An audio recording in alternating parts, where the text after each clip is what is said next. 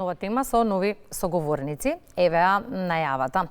Одржливата мода не е само ограничена на купување облека од еколошки свесни брендови, туку голем дел од целата филозофија подразбира да научите како да го продолжите животот на парчињата облека кои веќе ги поседувате и да придонесете кон намалување на прекомерното производство на облека која што никој веќе нема да ја облече.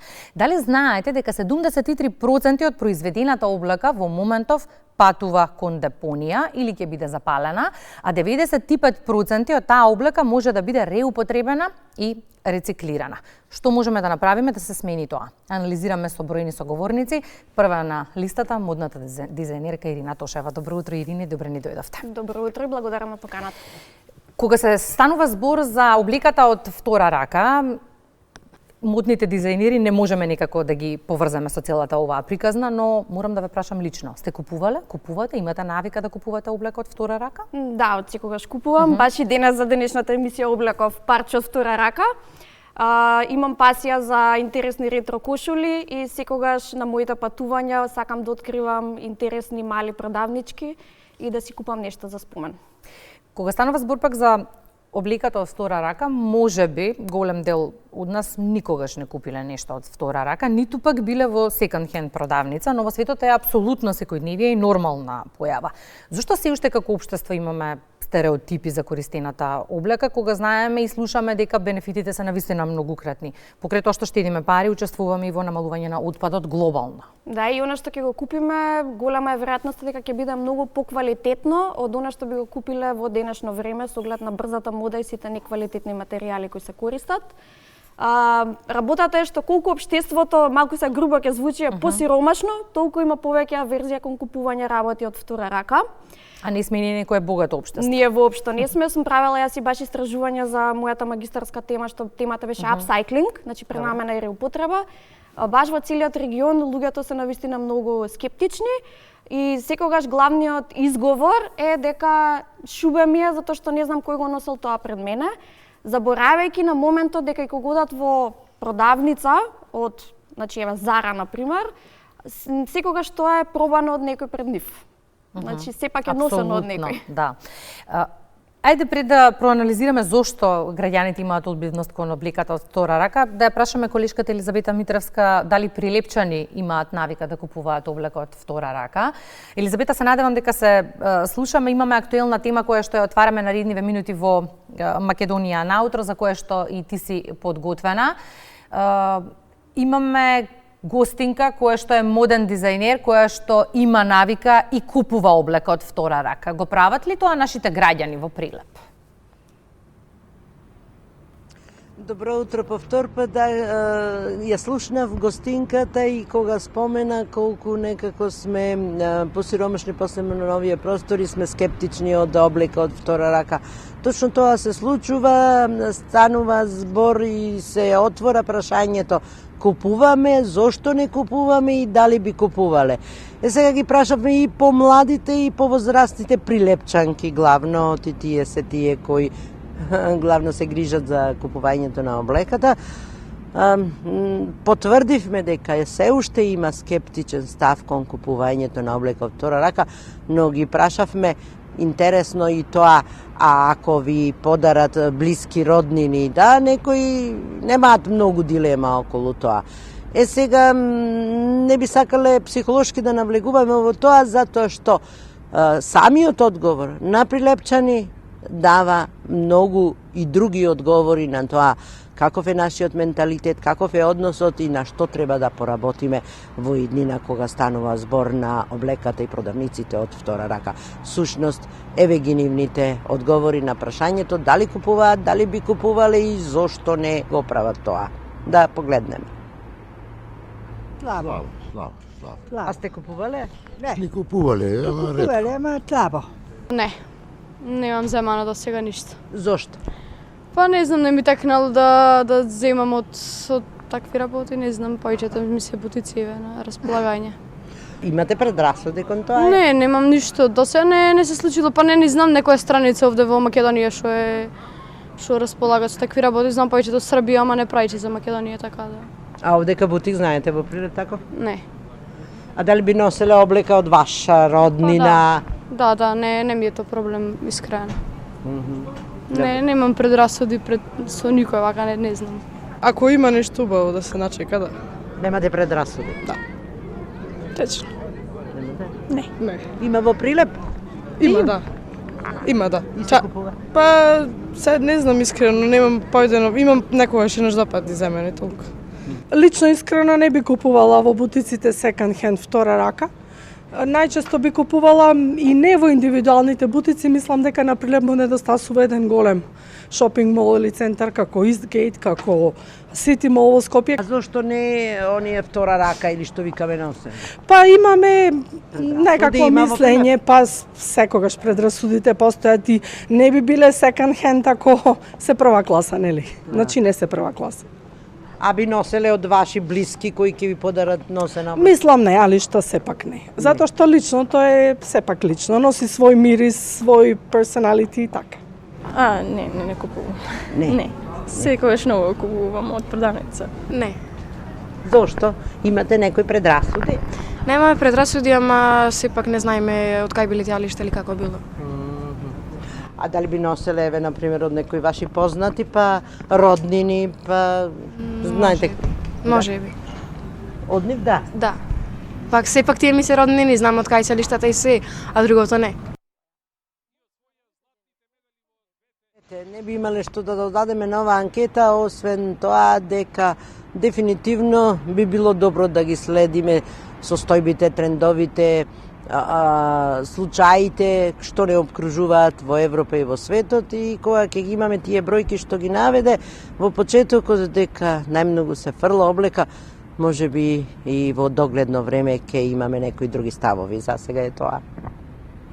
Благодариме за информациите, Елизабета. Ова што го слушнавме во анкетата е добре дојдено во контекст на следното прашање, Ирина, да се поддржува одржлива мода, пред се значи да се имаат информации што точно значи одржливата мода. Ги читав најчестите ставови на граѓаните на оваа тема, па најдов неколку реченици. Купувањето од втора рака е за оние кои не можат да си дозволат нова облека, најпогрешната. Може би ќе заштедам, но нема да изгледам стилски. Тешко е да ја направиш гардеробата на вистина твоја, нехигиенски е да се купува од втора рака. Нито едно тврдење точно. Тука е неинформираност. Да, за жал граѓаните се многу неинформирани, баш за да се сруши таа стигма, можеби треба да влезат во некоја продавница. Интересно кај second hand продавниците што мора и малку да копаме, затоа што не е како бутик каде што има голема количина и различни бројчиња. Па дури тоа чувство е убаво кога пробуваш да истражуваш нешто да најдеш. И не значи дека она што ќе се најде не е квалитетно, туку баш напротив може да биде и многу поквалитетно од она што го имаме денес. Дали погрешно беше презентирана идејата за облекот втора рака, да речеме, во Македонија? Дали погрешно оние кои што ја донесоа како идеја им ја презентираа на граѓаните во поглед на изгледот, во поглед на начинот на кој што се продава, одржувањето на истата и слично? Па сметам дека треба да ги разграничиме, значи charity shop, продавница што е преевтина, каде што купуваат граѓаните кои не може да си дозволат, и second hand. Како копче, например? Да, како така. копче. Не значи секогаш исто, значи некогаш и тука се измешани како тип на продавници, но не е секогаш исто. Значи имаме например во Италија дизајнерски продавници каде што може да најдеме second hand парчиња од дизајнери од нивните колекции од 80 до 90 години кои сега се сметаат за архивски парчиња и нивната цена е многу висока. И тоа како може да се изгледа стилски? Имате ли информација да речеме дали ваши модни парчиња се реупотребуваат? Јас за мојата 10 годишнина поканив млади дизајнерки кои работат баш на реупотреба и пренамена на облека. Ги поканив во моето ателје да си одберат неколку парчиња од постари колекции кои беа изложени и им ја дадов целата слобода да направат нови парчиња облека. Па така од едно здолниште, мини здолниште добивме корсет, од еден тексас фустан добивме тексас јакна. И сите овие работи беа продадени за помалку од 24 часа и средствата беа донирани за мајка од љубезност организацијата, која во тој момент имаше рак на матката. Имаме уште една многу убава приказна поврзана со одржливата мода и соговорничка која што не очекува на Skype, која што вие лично ја познавате, што туку ми кажавте, па драго ми е што сите на едно место се собравме ова утро. Виолета Куцуловска имаме млада жена која што генерално од шопинг пасија направи мисија за промоција на купувањето од втора рака. Добро утро, Виолета, и благодарам за позитивниот одговор за разговор во Македонија на утро. Добро утро. Ви благодарам и вас за поканата во емисијата и Ирина, поздрав. Поздрав. Кога ги отвори социјалните мрежи пред некој ден, Виолета, и го најдов вашиот профил, првото што го прочитав беше ова: јас сум Виолета Куцуловска, човек кој со години купува облека од втора рака, денес преку социјалните мрежи ширам мисија која пркоси на лудилото наречено брза мода. Кога вие почнавте да купувате облека од втора рака и зошто? Мојата прва посета во продавница за облека од втора рака беше пред околу 15 години во друштво на мајка ми и бевме во потрага по облека во поалтернативен стил. Искрено во тоа време немав баш нерви и трпение да чепкам по сите тие закачалки преполни со облека и само се тргнав, памтам, на страна, а мајка ми вешто пребаруваше и на крај мислам дека ги најде најдобрите парчиња во продавницата. До пред добри 7-8 години можам да кажам дека всушност таа беше човекот кој што купуваше за мене, или ако можам да ја наречам мојот личен асистент за купување. Приликава ја користам да и се заблагодарам многу.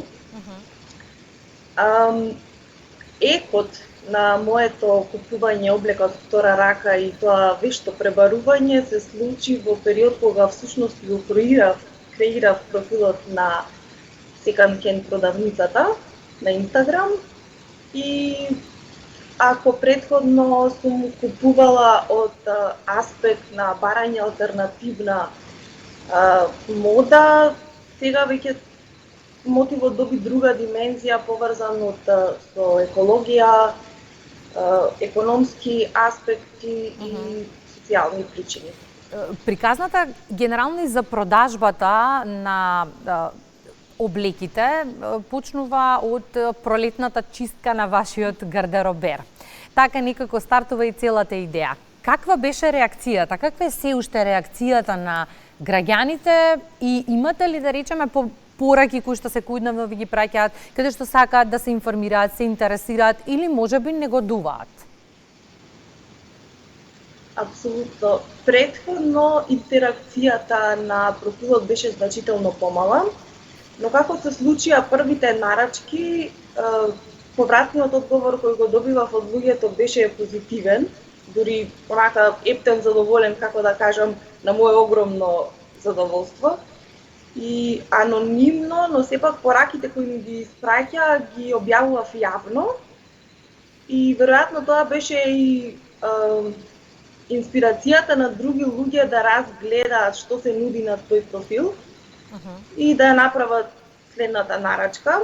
Подоцна, кога веќе почнав да објавувам информации поврзани со брза бавна мода, инспирирав љубопитност кај луѓето да дополнително да истражат сами и можам да кажам дека сум многу среќна што сум добила пораки од типот на не мислев дека ќе употребам некој пат облека туѓа, а следејќи го профилот веќе стануваат редовни клиенти.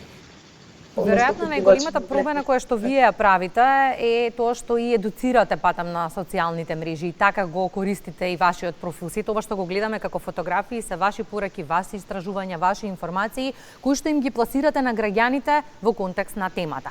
3 години од како ја започнавте целата оваа приказна, купуваат ли стружани облека од втора рака? Купуваат. Споредбено со другите градови би рекла помалку, но во очигледен подем е работата. Физичката продавница во градов е релативно нова, односно постои околу 2 месеци. Верувам дека треба и време за луѓето да се информираат за новата продавница, но оние што дошле и ја посетиле поголемиот дел заминале со кеса во раката, што е добар знак. Така што, да, генерално би рекла, купуваат. Гледаме од фотографиите дека голем дел од парчињата се стилски, таа дилема ја разрешивме, дека навистина може да се направи своја гардеробата и тоа го разрешивме. Нехигиенски е да се купува од втора рака. Ајде и таа дилема, тој мит да го разрушиме. Секоја облека апсолутно има правила за тоа како се постапува со истата пред да се продаде. Кои се? Така, првенствено би спомнала дека облеката која ја купуваме во регуларен бутик не дека е чиста, поминува и таа низ процеси со токсични материјали, односно супстанции кои што мора да се истретира на таков начин со цел да се заштити од паразити, мувла и набори за време на транспортот. Облеката од втора рака што ја откупувам од поголеми компании биднува третирана, исчистена и складирана за да ја испратат. А кога таа ќе стигне во мојата продавница, дополнително од моја страна е помината со пегла за вертикално пеглање на пареја, што всушност ги уништува до 99% од бактериите. А ова е момент што ви спомнала дека без разлика дали купуваме од втора рака или прва, пред употреба, предпоставувам сите ја периме облеката дома и ја пегламе, така што не гледам простор за загриженост или нехигиенски причини, некако не ми се спојуваат тие работи во моја глава. Апсолутно се согласувам и ако целава ваша идеја преоѓа во собствен бизнис од кој што и може да се живее, кој е советот за сите оние наши гледачи кои што во моментов се двоумат дали да купат користено парче облека? Што вие ќе им кажете? Би ги поттикнала во слободно време да го разбараат тоа брдо на информации што ги има на интернет, а кои што се поврзани со брза бавна мода, кога ќе ги увидат практиките на текстилната индустрија и се тоа пропратно, од чекореден типот на производство до краен отпад, мислам дека самите можеби ќе се поттикнат да погледнат на алтернативната страна или реупотребата. Кој не би сакал екстра заштеда, се прашувам. Кога ќе ви излезе дополнување уште неколку дена на одморот и викате зошто би трошела многу повеќе средства на понизок квалитет, како што кажа Ирина, кога веќе можам да купам од втора рака за поповолна цена, а дури и подобар квалитет. И во принцип ги кажавте сите аргументи, малку ли беше ова што го споменавме? Сите аргументи во прилог на облеката од втора рака. Благодарам многу, Виолета, што ни ја споделивте приказната со вас. Посакувам успешна работа и секако оваа тема останува отворена, па ќе се гледаме и во периодот кој следува. Благодарам многу. Тоа беше Виолета Куцуловска. Ирина, продолжуваме со вас. Она што ме интересира, колку вие рециклирате облеката која што вие ја дизајнирате? Не ја рециклирам, затоа што немам машини да ја рециклирам, ја пренаменувам и реупотребувам, да. Како што споменав, например, ја давам на млади дизајнери. Исто имам и клиенти кои ми ги носат нивните стари парчиња облека, па правиме нови парчиња, затоа што веќе 2 години сервисот на апсайклинг е достапен за моите клиенти, односно правиме едно ново сентиментално парче кое не може да има цена. Исто моите облеки ги пренаменувам во други работи, дали како облека за моите миленици, гледам да ги искористам максимално, значи тука е процесот, ева, например, на една обична маичка, први нели ја носиме надвор, па потоа веќе по неколку години почнуваме да носиме по дома, за спиење, на крај завршува како крпа. Значи сите овие процеси се дел од таа одржливост, да пробаме максимално да ги искористиме работите колку можеме повеќе. Несвесно и ние реупотребуваме. Да, исто и на Вики имам донирано парчиња, мои лични парчиња облека, кои она ги продаваше на незиниот Инстаграм профил и средствата одеа во организација за животни. Ако добро разбрав, коригирајте ме ако грешам, во процесот на студии, една од задачите која што како студенти ја имавте во Италија е да ве однесат во фабрика или продавница за втора рака, од каде што одбиравте едно парче облека кое што вие требаше да го Да, ова зборуваме за пред 13-14 години, за време на моите магистарски студии во Фиренца. Не однесува во Прато. Прато е градот на текстилот, нешто како Штип што е во Македонија. А тоа беше еден огромен хангар каде што имаше буквално цели планини од облеки и голем дел од овие облеки беа дизајнерски парчиња, каде што нашата задача всушност беше за 5 евра да купиме 2 работи и да ги пренамениме во нешто друго. Например, ако било претходно здолниште, да направиме нешто кошула, например. И потоа имавме можност да се продаваат во една елитна продавница во Фиренца. И сето ова за мене беше големо будење, отварање на очите за потоа нели да станам и јас корисник и да купувам секонд-хенд гардероба. За крај ја чувствувате како своја, еве конкретно ова парче кое што го носите е облекот втора рака. Да, секако дека си го чувствувам, исперено е, средено е, некогаш дури си ги пресредувам, си ги доправам, си ставам и некој мој детал. Така да. Многу ми е драго што токму оваа тема ја почнавме со вас, бидејќи поинаква е перцепцијата на граѓаните, нели, кога ќе го добијат гласот или информацијата од лица од филата, конкретно моден дизајнер. Да, благодарам за тоа, за просторот и ете ќе ги охрабрам да ги следат социјалните мрежи, профилот на Вики и да влезат во некоја продавница. Заедно гледаме уште една убава приказна, благодарам многу за гостувањето. Приказната ни е од Уганда, имено еден предприемач со седиште во Уганда преработува Тексас облека донирана од странство и ја претвора во посакувана модна облека. Само за информација, Уганда увезува околу 80.000 тони облека од втора рака. Еве зошто системот е развиен таму. Во срцето на главниот град на Уганда, Кампала, купувачите се надпреваруваат за простор во малите коридори помеѓу тезгите полни со втора рака облека, главно од европските земји. Пазарот Овино во центарот на Кампала долго време е место на кое луѓето доаѓаат за да најдат пристапна, но квалитетно направена облека од втора рака. Предприемачот од Уганда, Трој Елиму, дошол до идеја за преработка на Тексас облека од втора рака. Со цел да ја заштитиме нашата животна средина, користејќи одржлив материјал. Затоа се обидуваме повторно да го искористиме Тексасот кој е користен или фален во отпад.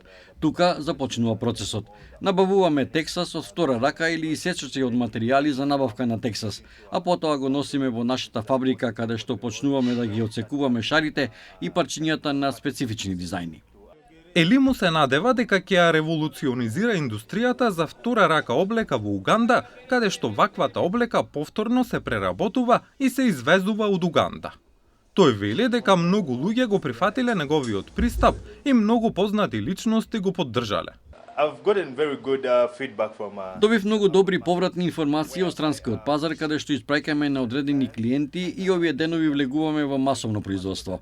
Не се работи само за повторно користење на Тексас, туку се обидуваме да додадеме уметност, зашто го преработуваме Тексасот на повисоко ниво, што дури и ако некој купи повторно преработен Тексас, нема да ја види разликата меѓу Тексасот од втора рака и повторно преработениот Тексас. Така, ние се обидуваме да го извртуваме, а во него да ја додаваме и нашата уметност, со што тој представува платно за различни уметници. Креаторката на содржина, Patience Ainema Bazi, е редовна посетителка на продавницата на Елиму. Ја сакам автентичноста на производите овде. Ја сакам креативноста. Верувам дека тие навистина размислуваат надвор од кутијата и се обидуваат да го променат Тексасот. Тој му дава поголема длабочина на Тексасот и не тера повеќе да го цениме Тексасот затоа што е навистина прекрасен материјал кој е тука од секогаш и Denim Cartel му дава поголема длабочина на материјалот и како бренд. Во август 2023 година, председателот на Уганда, Јовери Мусевини, изјави дека забранува увоз на користена облека, велејќи дека ваквата облека доаѓа од мртви луѓе. Но некои луѓе ги гледаат иновациите како онаа на Елиму како остварлив начин за справување со огромната депонија од користена облека во источноафриканската држава. Denim Cartel ги продава креациите од втора рака Тексас облека од $60 нагоре.